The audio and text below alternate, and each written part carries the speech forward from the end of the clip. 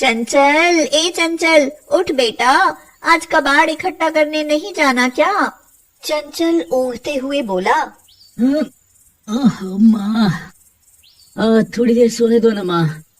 वैसे भी तो कबाड़ जमा करने रोज ही जाता हूँ। आज थोड़ी देर से गया तो क्या आफत आ जाएगी। अब मिलने वाला तो कबाड़ ही है ना। माँ ने कहा, बेटा, काम चाहे जैसा भी हो, लेकिन सच्चे मन से करोगे ना तो अच्छा फल जरूर मिलेगा, समझे? ओहो माँ, तुमसे बहस में कौन जीते। लो, मैं उठ गया। चंचल ने नहाया और नाश्ता खाकर एक पुराना बोरा उठाकर रोज की तरह निकल पड़ा घर घर गली मोहल्ले से पुराना रद्दी कबाड़ खरीदने। चंचल और उसकी माँ बेहद गरीब थे और एक झोपड़ी में रहते थे।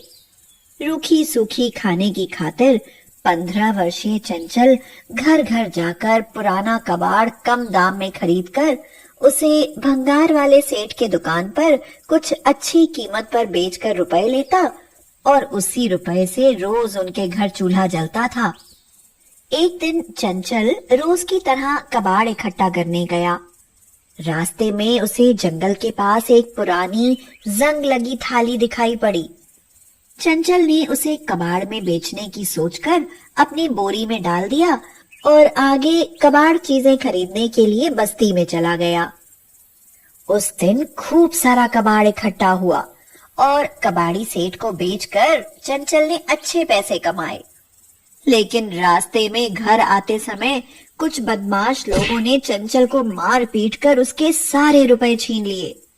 बेचारा चंचल लुटा पिटा फटा पुराना बोरा कंधे पर लटकाए घर पहुंचा और माँ से सारी बात बताई। तभी चंचल के कबाड़ वाले बोरे से कुछ चीज जमीन पर गिरने की आवाज हुई। चंचल ने देखा तो हैरान रह गया।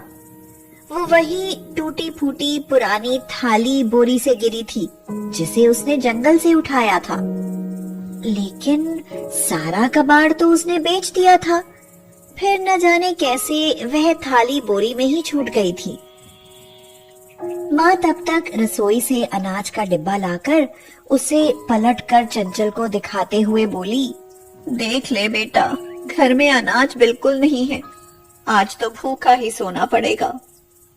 चंचल उस थाली को देख आश्चर्य कर ही रहा था कि माँ के पलटे अनाज के खाली डिब्बे से एक चावल का दाना उस डिब्बे से निकलकर उस थाली पर जा गिरा। और यह क्या जादुई चमत्कार हुआ कि एक चावल के दाने की जगह पूरी थाली लबालब चावल के दानों से भर गई। चंचल चिल्लाया और बोला, माँ, ये देखो, ये थाली चावल से भर गई। माँ भी हैरानी से देखकर खुश होती हुई बोली, अरे ये कैसा चमत्कार हो रहा है? क्या क्या सचमुच ऐसा ही हुआ है? चंचल दौड़कर पड़ोसी मंकू के घर गया और उससे कुछ दाने दाल के मांग लाया। चंचल ने वह दाल के दाने उस थाली पर डाले तो वही चमत्कार फिर से हुआ। पूरा थाल दाल से भर गया। माँ ने चंचल से पूछा, बेटे, ये जादुई थाली लगती है, सच बता, तुझे किसने दी? चंचल ने सारी बात सच सच बता दी। तो माँ बोली, अच्छा, तब तो ये थाली सचमुच करामती जादुई थाली है। पर क्या पता कहीं कोई भूतिया शक्ति ना हो इसमें, वरना कल कहीं मुसीबत ना बन जाए। अरे माँ, अब ये थाली चाहे तिलिस्म हो या भूतिया, हमारे लिए तो ये भगवान के वरदान से कम नहीं है ना। हाँ बेटे, तू सही कह रहा है। शायद भगवान को हमारी हालत पर दया आ गई और उन्होंने ही यह चमत्कार किया हो। फिर माँ ने चूल्हे में लकड़ी जलाकर फटाफट दाल चावल बनाए और माँ बेटे ने भर पेट खाना खाया और चैन की नींद सो गए। अगली सुबह माँ अड़ोस पड़ोस से अलग अलग अनाज के कुछ दाने जैसे गेहूं, चावल, दाल वगैरह ले आई। चंचल ने वो सभी अनाज एक एक कर थाली में रखे और भर भर कर थाली से निकलने लगे। माँ बोली, बेटा, आज से तुम कबाड़ी का मुश्किल काम नहीं बल्कि मंडी में अनाज बेचने का काम शुरू करो। हाँ। माँ ने सब अनाज मसाले अलग अलग थैलों में भरकर चंचल को मंडी बाजार भेज दिया। चंचल का सारा अनाज बहुत अच्छी किस्म का होने के कारण हाथों हाथ बिक गया। कुछ ही घंटों में चंचल खूब सारे रुपए लेकर घर वापस आया। आज तो गरीब माँ बेटे की खुशी का ठिकाना नहीं था। तभी माँ को एक तरकीब सूझी और माँ ने 1 रुपए का सिक्का उस तिलस्मी थाली में रखा तो पलक झपकते ही 1 रुपए के सिक्कों से थाली लबालब भर गई।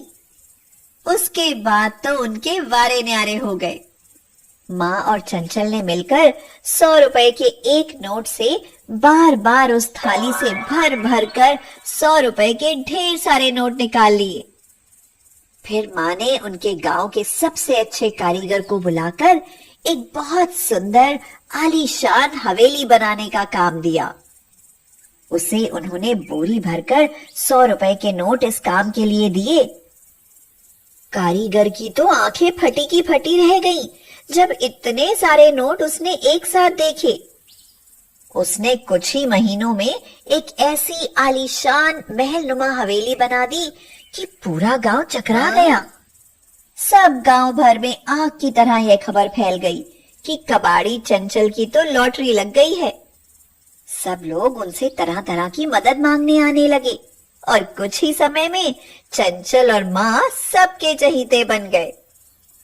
लेकिन उनके पड़ोसी मंकू को चंचल की तरक्की से बहुत ईर्ष्या होने लगी जब चंचल की माँ को गांव का मुखिया बनाया गया। मंकू और उसकी पत्नी दिन रात चंचल की हवेली पर नजर बनाए रखते। किसी न किसी बहाने से चंचल के घर जाते और उनके अमीर होने का राज मालूम करने की कोशिश करते। ऐसे में एक रात मंकू चंचल की हवेली के छत पर चढ़ गया और जिस कमरे में रोशनी हो रही थी वहां छत से लटक कर साथ लगी रोशनदान से झांक कर देखने लगा। उसकी तो आंखें फटी रह गईं जब उसने देखा कि चंचल ने एक टूटी फूटी पुरानी थाली में एक सोने का सिक्का रखा और पल भर में वह थाली सोने के सिक्कों से लबालब भर गई। चंचल अपनी माँ से कह रहा था, माँ, ये सारा सोना हमारे गांव के विकास में लगा देंगे। माँ ने खुशी से कहा, हाँ बेटे, जरूर। हमें इसी तरह अपने गांव और समाज की उन्नति के लिए कार्य करने चाहिए। मंकू तो यह देखकर जल भुन गया और घर आकर अपनी पत्नी से सब बताया। उन्होंने वह जादुई थाली चुराने का प्लान बनाया और अगली रात जब सारा गांव सो रहा था तब मंकू नजर बचाकर हवेली की छत पर पेड़ के सहारे चढ़ गया और उस कमरे की रोशनदान से अंदर घुसकर वह पुरानी थाली उठाकर वापस अपने घर आ गया। घर आकर दोनों पति पत्नी ने खुश होकर अपने पास जमा रुपए गहने उस थाली में रखे। लेकिन यह क्या, उस थाली में मंकू और उसकी पत्नी के गहने और रुपए रखते ही वह सब पत्थर में बदल गए और वह पत्थर उन दोनों पर पड़ने लगे। कंकड़ पत्थर से बुरी तरह उन दोनों की मरम्मत होकर दोनों लहूलुहान हो गए। वो दोनों अपने घर से निकलकर चीखते हुए पूरे गांव भर में दौड़ने लगे, लेकिन कंकड़ पत्थर से भरी थाली उनके पीछे पीछे हवा में उड़ती हुई उन दोनों पर पत्थर बरसाती रही। यह तमाशा देखने पूरा गांव इकट्ठा हो गया। एक बुजुर्ग ने मंकू से कहा, तुम दोनों जल्दी से चंचल की हवेली में जाओ। तो वो दोनों बेतहाशा दौड़ते हुए चंचल की हवेली पर जाकर चंचल को पुकारने लगे। शोर सुनकर माँ और चंचल बाहर आए तो मंकू और उसकी पत्नी रोते हुए माँ के पैरों पर गिरकर माफी मांगने लगे। चंचल ने जादुई थाली से हाथ जोड़कर कहा, हे जादुई थाली, इन दोनों को क्षमा कर दीजिए। दोनों से नादानी में ऐसा गुनाह हुआ है। थाली से पत्थर बरसने रुक गए और थाली वापस चंचल की हवेली में चली गई। अब मंकू उसकी पत्नी के साथ साथ पूरे गांव को समझ आ गया था कि चंचल और उसकी माँ ही जादुई थाली का उपयोग कर सकते हैं।